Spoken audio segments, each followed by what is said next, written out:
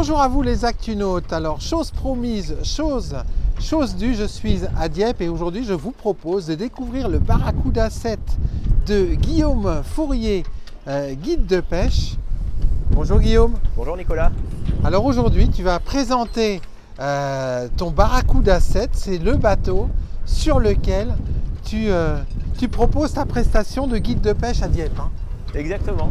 C'est sur ce bateau que au quotidien, j'emmène les clients à la pêche au large pour des belles pêches avec des beaux poissons et du confort à bord. C'est ce que je vais vous montrer. Alors, qu'est-ce qui fait que tu as retenu ce bateau? Pourquoi un Barracuda 7?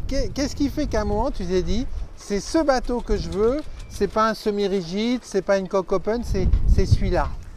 Tout s'est fait progressivement depuis l'âge adulte à 18 ans jusqu'à aujourd'hui. Ouais. J'ai navigué dans pas mal de bateaux différents, donc je connais bien le semi-rigide avec ses avantages et ses contraintes.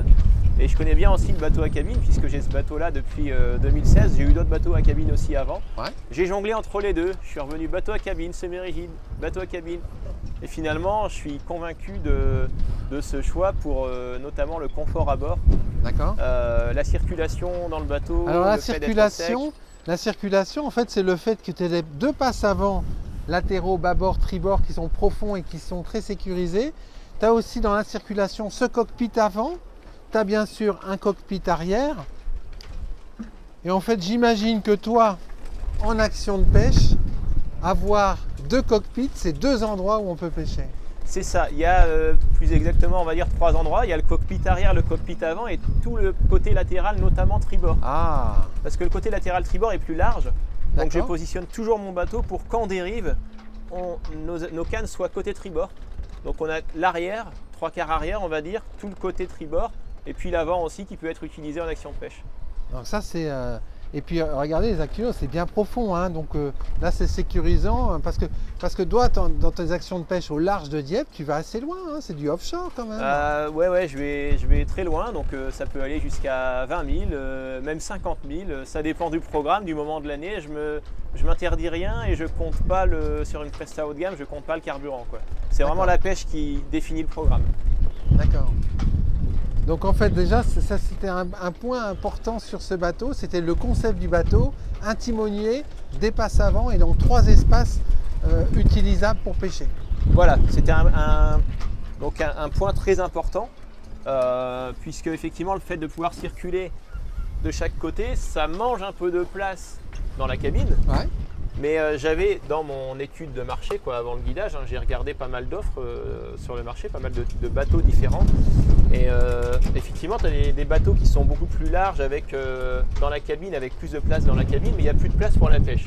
Ah oui. Et la fonction numéro 1 l'objectif numéro 1 de mon programme, c'est le résultat, c'est l'action de pêche, quoi. Ouais. Donc là, c'est vraiment le bon compromis.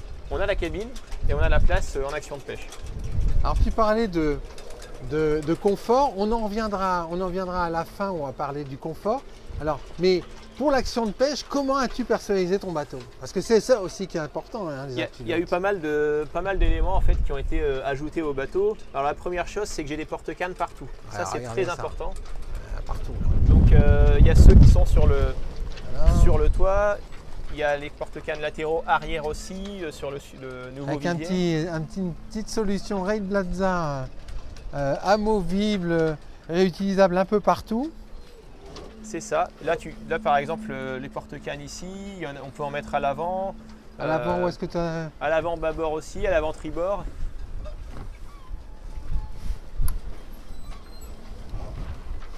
Donc ici, j'en ai positionné pour, comme je disais, on est plutôt en action de pêche sur tribord. D'accord. Il y en a vraiment partout.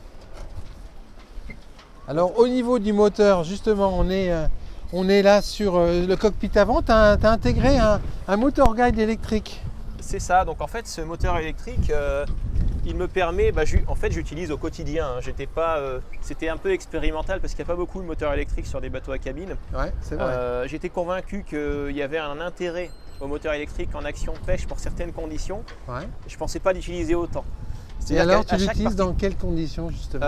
Du coup, l'utilisation numéro 1 que j'en fais, c'est quand on arrive au moment de l'étale. Ouais. S'il y a un petit vent qui nous fait dériver alors que le poisson, au fond, il attend les proies uniquement par rapport au courant. le vent qu'il y a dans l'air, finalement, le poisson, lui, il n'en tient pas compte pour sa nourriture et son déplacement. Du coup, quand le bateau dérive au vent, ça ne concerne pas trop le poisson. Je mets le moteur électrique en stationnaire à l'étal quand il n'y a plus de courant pour pêcher certaines espèces de poissons. Et du coup, je suis juste à l'aplomb et c'est plus efficace, quoi. C'est une encre virtuelle en fait. Et bah, c'est une encre, c'est ça, c'est une encre de surface, quoi, mais ça nous maintient vraiment bien ancré. Et avec un simple déploiement du moteur, on est ancré. Et alors l'avantage, c'est que moi, je suis plus avec mes clients. Je suis plus pendant cet instant de pêche précis, sur la dorade, sur l'arrêt, sur des poissons de fond qui mordent quand il y a peu de courant. Je suis vraiment avec mes clients à m'occuper d'eux, à discuter, à regarder les montages, les appâts, tout ça, parce que le moteur nous laisse sur place, j'ai plus besoin de bouger le bateau. Ça, c'est vraiment génial. Alors c'est vrai qu'ici, un cockpit avant, il y a vraiment de la place pour pouvoir pêcher. Effectivement, il y a tous ces porte-cannes à droite et à gauche. Alors on va regarder peut-être le moteur arrière. Tu as pris quoi comme moteur hors-bord sur ton Barracuda? Bah, du coup, ce Barracuda, finalement, j'ai depuis 2016, donc je le connais bien. Il a évolué au fil du temps. J'avais un Suzuki noir en 200 chevaux. C'est la motorisation maximum. Et là, je viens de changer pour un blanc, 200 chevaux, 2024. Donc, dernière génération. D'accord. Et alors, j'en suis pleinement satisfait puisqu'en vitesse de croisière, je suis à 20-21 nœuds. En régime, ça fait du 4400 tours. Alors si je suis tout seul, c'est moins, c'est plus efficace. Mais bon, il faut savoir que j'ai 3 à 4 personnes à bord. On est 5, on est 4 à 5 à bord. Et donc à 4400 tours, je vais être à 19, 20, 21 nœuds. Et en vitesse max, je n'utilise pas en vitesse max, mais bon, j'ai essayé quand même, je suis à 32 nœuds, 33 nœuds. Ouais, ça envoie bien. Et en consommation? Alors en consommation, je suis toujours en croisière. En croisière à 20 nœuds, je vais être à 2 litres au 1000 nautiques. 2 litres par 1000 nautiques. C'est assez simple finalement à retenir. Quand j'ai un programme, j'y tiens, je vais à 15 000 nautiques. Je sais que sur mon trajet au pilote automatique en ligne droite, je vais consommer 30 litres. C'est assez facile à anticiper du coup. Et puis j'imagine qu'en entretien, il n'y a pas grand chose, c'est du Ah non, c'est hyper simple. Là, il est tout neuf, il y a une petite révision dès le départ, là, quelques heures, et puis après c'est parti. Bon, après c'est mon concessionnaire QG Nautique qui l'entretient, donc c'est pour ça que c'est facile d'en parler. Mais non, l'entretien est assez minimaliste. Alors ensuite, on a parlé du moteur, on a parlé des porte-cannes. Alors parle-nous des viviers, parce que ça c'est aussi... Ouais, alors j'ai ajouté cette année quelque chose j'avais en tête depuis un moment, et là j'ai sauté le pas, quelque chose assez fun. J'ai ajouté un vivier avec une vitre transparente, ce qui fait que sympa, ça. Quand le poisson, quand on a quelques barres et notamment pas mal de diversité, on a 5, 6, 10 espèces différentes avec des couleurs, des formes différentes dans le vivier. C'est un vrai plaisir, l'aquarium. Quand on fait le casse-croûte du midi, on a l'aquarium avec tous ces poissons. C'est apaisant, c'est sympa. Alors, tu parles du casse-croûte du midi. Moi, ce que j'aime bien dans ce Barracuda, c'est qu'en fait, là, en action de pêche, on va replier les bancs latéraux. Mais quand on est en action casse-croûte... Voilà, c'est ma planche à découper que je dois fixer sur le vivier. Mais voilà, quand on est en action casse-croûte, des Actinautes, on déploie les banquettes et là...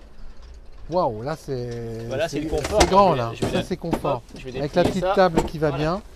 On peut mettre la petite table. Après, ce que j'utilise le Reblaza à fond. C'est-à-dire que j'ai ma planche à découper que je mets ici pour couper l'apéritif, préparer les sandwichs s'il faut. J'ai une planche découpée pour les appâts, j'ai une planche à découper pour le repas du midi si besoin. Repas du midi. Et alors tu as un deuxième vivier, je crois. Et alors en fait, ça c'est le vivier plus visuel pour les beaux poissons, et j'ai un vivier d'origine qui reste présent ici, dans lequel on peut mettre des vifs, des plus petits poissons, et ici je peux mettre les plus gros. Et ici j'ai ajouté sur sous tes pieds, la plateforme arrière sous mes pieds, là j'ai un bac à poissons. Donc là on n'a pas de... Finalement les poissons ne traînent pas sur le cockpit arrière, on les a pas dans les jambes. Il n'y a pas besoin d'arriver avec une glacière qui va nous embêter en action de pêche. C'est sur l'arrière, sur une place qui n'est pas utilisée habituellement. Donc c'est vraiment intégré. Transformation d'une des deux plateformes arrière. C'est ça. Et ça, le vivier, l'avantage, c'est que ça me sert aussi de planche à découper pour pour les appâts. Ça, Ici, bien. je peux ranger les leurres que j'utilise plus sur un rangement Reblaza à nouveau. Ouais. Donc c'est vraiment très pratique. Alors, ce que j'aime bien aussi dans ton équipement bateau, c'est que tu as 2 douchettes, une eau douce, une eau de mer. C'est ça. Donc là, j'ai l'eau de mer. Ouais. Là, si je veux rincer l'arrière, le poisson, j'utilise celle-ci. Et ici, j'ai la petite douchette eau douce pour se rincer les mains. Donc ça, c'est très pratique. Et ça, c'est de la customisation finalement. Hein. C'est de la Je customisation. suis allé chercher les raccords d'eau douce. J'ai finalement enlevé l'évier qu'il y avait à l'intérieur que j'utilisais jamais, dans lequel je mets du rangement. Ouais. Et j'ai raccordé le tuyau eau douce sur l'arrière. Et là, c'est beaucoup plus utilisé, beaucoup plus efficace. Alors ensuite, on va passer à la partie confort. Parce Alors que ça, ici- c'était important pour toi, accompagner tes clients Alors en fait, là, avec du confort. il y a beaucoup de choses qui ont été modifiées. Alors pour faire rapide, les 2 dossiers, Ouais. pilote et copilote, servent d'assise. Donc ici, j'ai fait une rallonge Ouais. avec un meuble qui permet de stocker les boîtes. Donc on voit, c'est au millimètre. Il a été fait spécialement par rapport à la taille de mes boîtes. Et il y a la machine Nespresso là à côté. Oh, ça c'est bien ça. Donc ça, c'est pour l'accueil au petit matin. Ouais. Et ce dossier du siège copilote, il est passé en Assise. en assise supplémentaire. Ouais. Ici, le siège finalement copilote, il est plus sur son support vachement haut qui nous gênait plus qu'autre chose. Il est mis sur le meuble lui-même, ce qui fait qu'on a 2 banquettes. Bon, les bouteilles d'eau, c'est pour l'accueil des clients, mais ce que je peux montrer aussi, si j'ai 4 clients à bord et si tout le monde veut s'asseoir, et si on est parti pour 1 heure, voire 2 heures de navigation, voilà, j'ai mon petit siège en plus. Donc ça, c'était le dossier du siège pilote, ce qui fait que finalement, j'ai réussi ce pari d'avoir un bateau, un Barracuda 7 avec ce passe-avant généreux en Ouais. action de pêche, tout en ayant des places assises un peu partout. Donc tu peux asseoir combien de personnes là? Bah là, j'ai 4 personnes, c'est-à-dire que moi, je suis ici en pilotage, 1, 2, 3, 4, et 4 avec une place généreuse ici. Et ça, C'est bien ça dans un bateau d'une taille contenue. Il fait Ouais, quelle et- taille déjà ton Barracuda 7? il fait 6,50 m, je crois. Ouais, c'est ça. Et du coup, c'est vrai que il a été complètement customisé. De la même manière qu'ici, la table ronde qui se déplie, Ouais. Moulon d'axe, j'ai rajouté une extension avec les portes les portes gobelets. gobelets. Ouais. Bon, je les plie pas forcément, je la descends pas souvent, mais allez, ça peut être rapide. J'ai la trousse à pharmacie en même temps parce que voilà, C'est toujours utile. ouais, ça me sert, ça me sert parfois. Un petit bobo. C'est moi qui me blesse hein, généralement, pas les clients. Donc voilà, j'ai transformé cette table avec un contreplaqué marin verni et j'ai mis un bord ici. Ouais. Amusement cette découpe de bordure là. Ouais, m'en c'est quand même souviens. plus pratique, ça évite que ça Mais- glisse. Bah ouais, c'est super pratique. Donc là, on a la petite table si on veut manger un truc à bord. Ouais. Et ça, c'est vrai que c'est encore une petite amélioration, mais c'est finalement la succession de toutes ces améliorations qui fait le confort. Et ce qui me Bateau, sert ouais. le plus, c'est l'avant, le tableau de bord. Ah J'ai ouais. rajouté une planche en contreplaqué aussi marin verni. Avec la petite Et- cuisine à et là- tribord. Voilà, Un peu comme sur les gros targas. Exactement, Ah, comme sur voilà. un plus gros bateau. Sur les gros targas, il y a Sauf une qu'on est cuisine. ici sur un bateau. compromis, sur un plus Exactement. petit bateau. Et Donc, alors j'ai mon réchaud. l'électronique, c'est dingue là. Dans l'électronique, ouais, il y a beaucoup de choses. J'ai mon écran Simrad NSO 16 pouces Ouais. en écran principal. Ici, j'ai mon écran 9 pouces en NSS. J'ai mon NSX qui va à l'arrière, mais là, je l'ai enlevé, il est chez moi. Il faut que je le rajoute sur la casquette arrière. Ouais. J'ai ma tablette Windows avec Time Zero, le logiciel de navigation. Et tout ça est connecté en NMEA 2000 avec... Bon, je prends dans l'ordre avec un pilote automatique, Simrad. Ouais. Il y a évidemment la VHF, il y a le radar sur le toit, il y a le Zipwake. Ça, Ouais. c'est un stabilisateur de navigation Ça, c'est bien ça. qui justement m'a aidé en plus du moteur Suzuki 200 chevaux tout neuf. J'ai eu ça en même temps et ça m'a aidé à stabiliser la navigation quand j'ai un petit clapot de côté, corriger l'assiette du bateau. Ouais. Ça permet d'affronter les vagues plus de face et Ouais. parfois on gagne 3-4 nœuds en l'activant. Ouais. Et ça, ben, forcément, sur 1 heure et demie de navigation, c'est un gain en consommation qui est important. Ouais. Après, que dire sur les instruments le pilote auto, c'est quelque chose de très appréciable, j'utilise tous les jours, ça évidemment. C'est difficile de faire marche arrière quand on a apprécié ce confort. Et après, bah, ça aussi, c'est customisé, c'était une petite planche, j'ai mis une planche beaucoup plus forte pour pouvoir accueillir tout le, Plus d'électronique. voilà, tout le matériel. J'ai même un ventilateur quand on est à bord et que tout le monde ferme la porte pour avoir plus chaud, il y a de la buée. Bon, parce que c'est ça en fait qui est intéressant avec un timonier, c'est que quand on part le matin, on est au chaud, et quand on rentre le soir, on est au chaud. C'est ça, quand on a une grande navigation, il fait un peu frais, on se met à l'intérieur de la cabine et on est à l'abri, on est au chaud. Ouais. Ça change tout dans le confort. Ah bah oui, ça change énormément. Quand on rentre, on se prend une vague dès le début de la navigation et qu'il reste 1 heure, c'est long. Hein. Long. Alors que là, on peut discuter, on peut même boire un café en navigation avec le réchaud au gaz. Ouais. C'est pas la même navigation. Hein. Moi, j'ai ma télécommande de pilote automatique pour éviter une bouée, un truc comme ça. J'ai ma caméra nocturne depuis cette année. Ouais, ce qu'on voit sur la Psyonix, qui est là et qui est relié à mon combiné. Ça me permet de voir, même s'il y a un peu de buée ou alors en navigation de nuit, je vois tout, quoi. Ouais, ça c'est encore un plus. Et après, dans le confort, les Actunautes, les toilettes. Et ça, c'est pas un gadget quand on part toute la journée. Et alors, ce qui est bien sur ces Barracuda 7, c'est qu'il n'y a pas de cloison. Donc, il y a plein d'espace. Et puis, comme cette cabine, elle se ferme, on a son intimité. Ouais, en fait, là, dedans, pour faire rapide, il suffit de faire ça. Et voilà, le toilette est accessible. Voilà. Donc, c'est hyper rapide. Et ça, en fait, voilà. Le fait d'avoir un toilette, ça permet aussi d'accueillir les épouses de certains pêcheurs. Bah oui, c'est hyper pratique. C'est vrai que pour aller aux toilettes, là c'est beaucoup plus confortable que par-dessus bord, tout le monde ne peut pas y aller. Et quand des pêcheurs viennent avec leurs femmes, ouais, c'est le premier argument qui les séduit, c'est que bah ouais, c'est le confort, quoi. Ça contribue au confort. Alors aujourd'hui, ton bateau, qu'est-ce que tu en penses? Tu as atteint le summum de ce que tu peux faire avec ou il manque encore des choses? Honnêtement, je suis pas loin de la perfection à mon goût, évidemment. Ouais. Je vois bien des bateaux plus gros, plus stables, évidemment.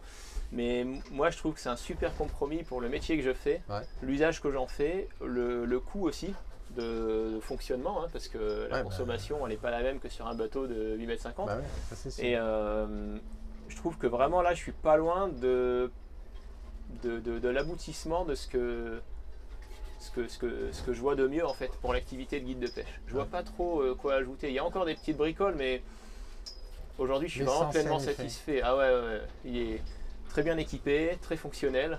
Et au quotidien, je me dis, c'est un chouette bateau, notamment quand je retourne sur le bateau d'un voisin, d'un collègue, d'un confrère qui n'a pas forcément beaucoup d'équipement. C'est là que je me rappelle que mon bateau, il est vraiment pratique, quoi. En tout cas, tu nous fais rêver avec ton bateau. Bah, ça fait plaisir, c'est fait pour ça.